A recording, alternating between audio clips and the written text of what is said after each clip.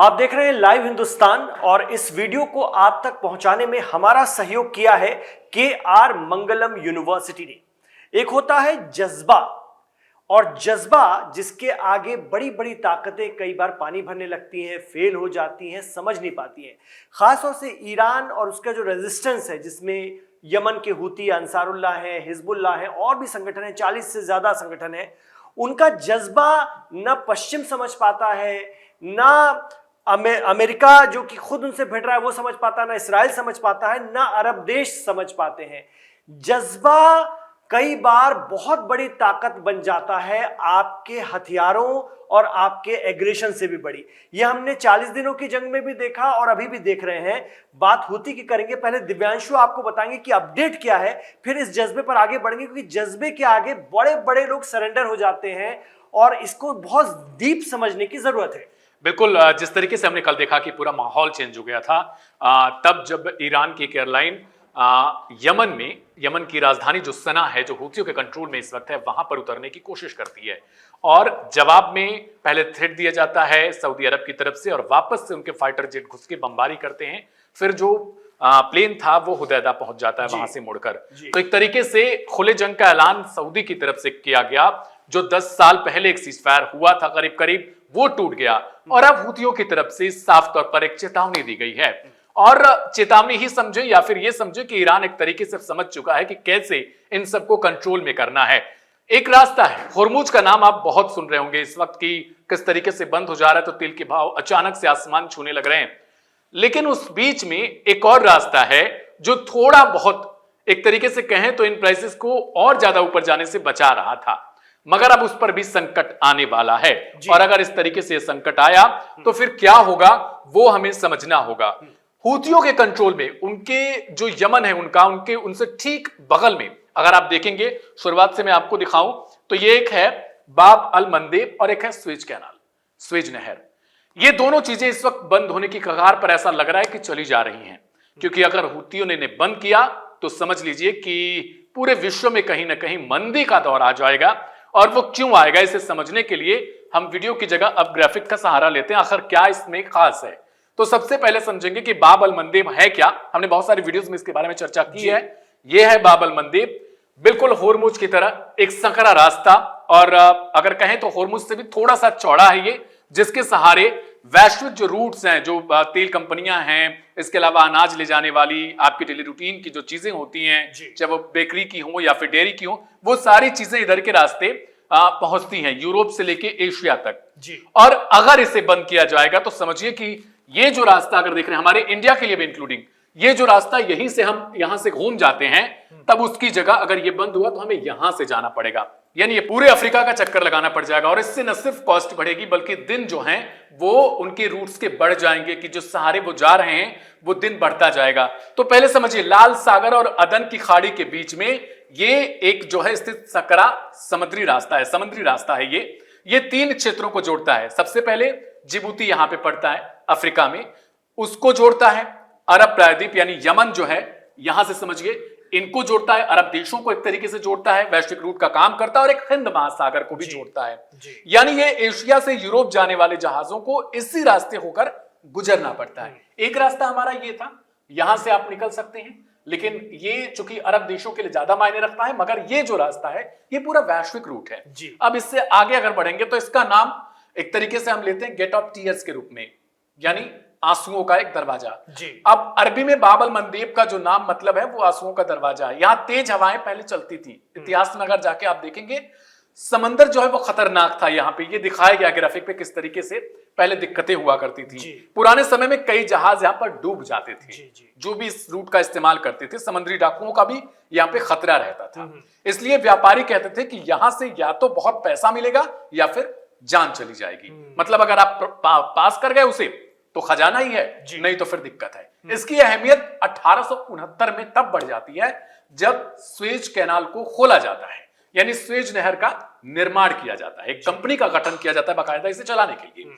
उससे पहले जहाजों को पूरे अफ्रीका के चक्कर लगाने पड़ते थे। ये देखिए, ये हमारा इंडिया है, यहां से भी निकलना होगा, यानी एशिया के जो क्षेत्र हैं यहां से भी इनको निकलना पड़ेगा, तो ये पूरा अफ्रीका को घूमना पड़ेगा। आपको मैप में देखने में छोटा लग रहा होगा, लेकिन ये बहुत लंबा रूट है। तो ये रास्ता पूरा आपको चक्कर लगाना पड़ता था यूरोप में जाने के लिए जी। उसके बाद इसका निर्माण किया जाता है स्वेज कैनाल का, और इसी बाब अल मंदेब के सहारे यहां से गुजरते हुए आप सीधे यूरोप में अपनी पैठ बना लेते हैं। बिल्कुल ठीक है, तो खुलने के बाद जो है एशिया बाब अल मंदेब से रेड सी यानी लाल सागर स्वेज कैनाल होते हुए पूरे यूरोप में आपको एंट्री मिल जाती थी। ये सबसे बेहतर रास्ता बन गया। तेल के लिए महत्वपूर्ण क्यों है? अब इतनी लेक्चर इतना हो गया, लेकिन अब तेल के लिए इतना इंपॉर्टेंट क्यों है ये? तो एक वीडियो जो प्रेस टीवी का हम तो दिखा रहे थे, जो ईरान ने और हुती ने मिलकर एक तरीके से जारी किया है कि आखिर क्या हो सकता है, तो जो वीडियो में बताया गया उसके मुताबिक साल 2024 में 4.1 बिलियन बैरल यानी 410 करोड़ बैरल तेल इसी रास्ते से गुजरता है। ये पूरे वैश्विक रूट का 5% तेल सप्लाई था। 15 से 20% माना जाता है होर्मुज के सहारे और 5% इससे, यानी अगर हम दोनों को अगर जोड़ेंगे तो करीब करीब दोनों मिलकर 25% सप्लाई करते हैं। दोनों अगर बंद हुए तो 25%, मतलब पूरे विश्व के लिए एक तरीके से, और सबसे ज्यादा खतरनाक चीज बन जाएगी एशिया के लिए, जिसमें हम भी आते हैं। होर्मुज स्ट्रेट से निकलता है जो खाड़ी का तेल है, इसी के सहारे फिर ये यूरोप में पहुंच जाता है जी। अब आगे अगर ये बंद हुआ बाब अल मंदेब होर्मुज के साथ साथ, तेल महंगा, गैस महंगी, हमने देखा है पिछले दौर में, लेकिन तब याद रखिएगा उस वक्त बाब अल मंदेब बंद नहीं था जी, वो चालू था। तब इतना खतरनाक दौर पूरी दुनिया को गुजरना पड़ा। बिजली महंगी, पेट्रोल महंगा ऑलरेडी हो जाएगा, और अगर ये सब चीजें महंगी होती हैं तो फिर क्या होगा? देखिए, सिर्फ तेल नहीं, पूरी तरीके से व्यापार भी ठप पड़ने लगेंगे जी। हर दिन लगभग 12% ग्लोबल जो ट्रेड है इसी रास्ते से, यानी इससे अलावा सिर्फ तेल के अलावा 12% तक जो है वो ग्लोबल वैश्विक व्यापार होता है। दुनिया के हर 100 कंटेनरों में लगभग 12 कंटेनर इसी रास्ते से गुजरते हैं। इस रास्ते से गुजरते हैं दुनिया के अहम सामान में, जिनमें देखिए आप कंटेनर गुड्स यानी आइटम्स जो होते हैं, सामान, ऑटोमोबाइल यानी व्हीकल्स वगैरह जो आप इस्तेमाल करते हैं, मशीनरी, खाद्य सामग्री, केमिकल्स, मेटल्स, यानी सब कुछ धातुओं से लेकर तरल पदार्थ तक सब कुछ यहां से होकर गुजरता है। रास्ता बंद हुआ हमने बताया तो 10 से 14 दिन अतिरिक्त लगेगा। सोचिए तो शिपिंग कॉस्ट जो है कितनी बढ़ेगी।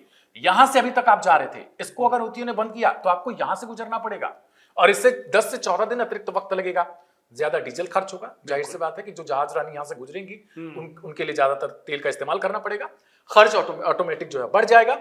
बीमा कंपनियां जो हैं अब उनकी भी लागत बढ़ जाएगी, ठीक है, दिक्कतें उनको भी होने लगेंगी। अफ्रीका का लंबा चक्कर इतने दिनों का बढ़ जाएगा। अब इसके बाद देखिए कोई दूसरा विकल्प क्यों नहीं है?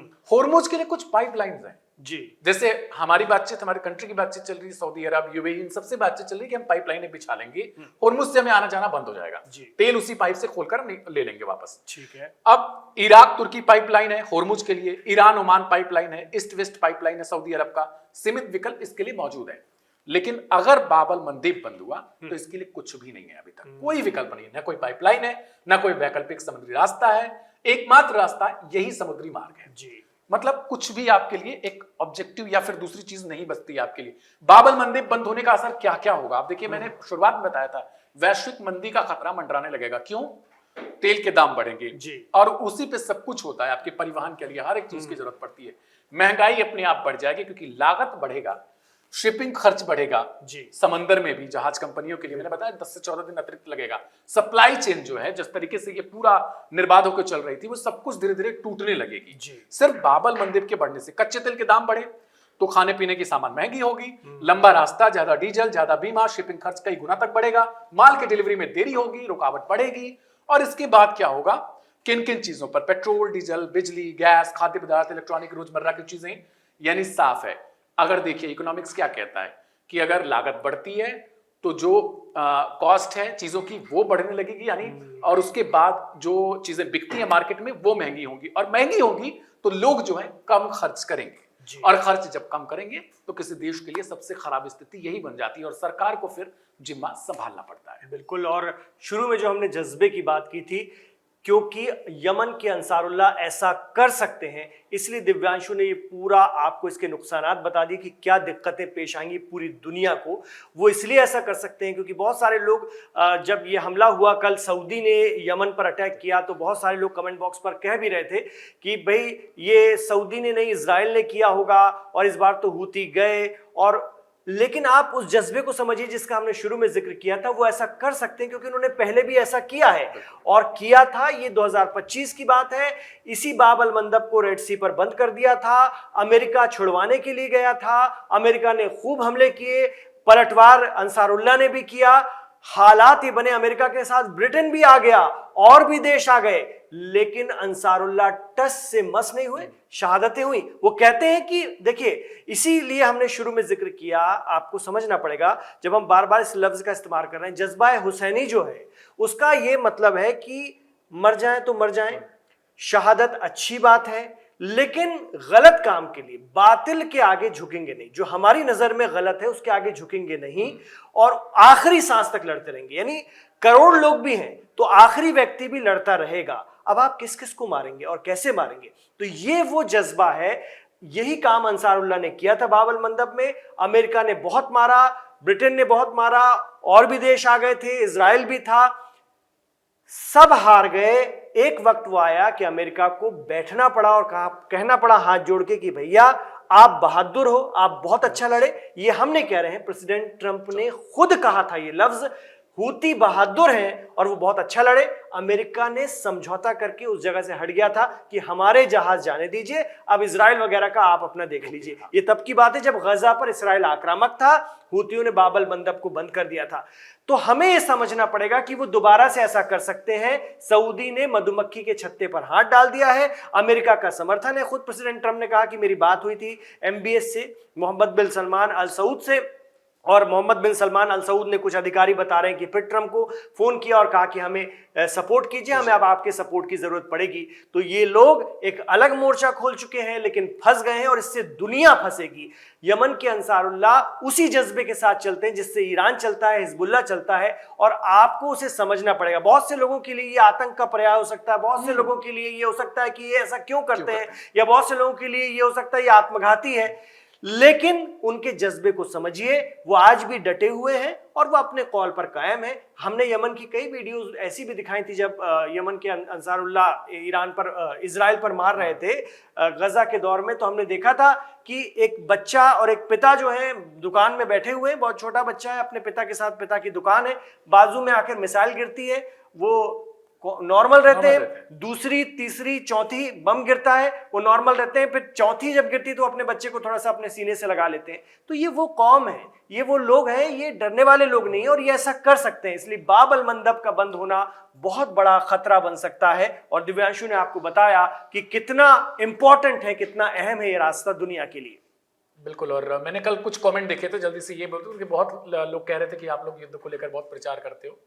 बड़े सारे लोग जो कमेंट अच्छे करते थे उनकी तरफ से आया था। तो ऐसा कुछ नहीं है, हमारी तरफ से कुछ ऐसा नहीं है। हम सिर्फ आपको आसानी से समझाने के लिए चीजें लेकर आते हैं, न कि हमारा कोई उद्देश्य है कि कोई युद्ध बढ़े और लोग मारे जाए। बिल्कुल जी, लेकिन जो हो रहा है उसको आंख बंद उससे नहीं की जा सकती, या उसकी गलत रिपोर्टिंग भी नहीं की जा सकती, या उसको एक पक्षी नहीं किया जा सकता। हमें उसके हर पहलुओं को समझना होगा एक्सपर्ट्स के हवाले से, और हम लोग वही कोशिश करते रहते हैं। बहुत शुक्रिया लाइव हिंदुस्तान के साथ इस वीडियो में बने रहने के लिए। वीडियो पसंद आया तो इसे लाइक कीजिए, ज्यादा से ज्यादा व्हाट्सएप ग्रुप के जरिए अपने दोस्तों और रिश्तेदारों में शेयर कीजिए। हम वक्त वक्त पर आपके लिए अपडेट लेकर हाजिर हो रहे हैं।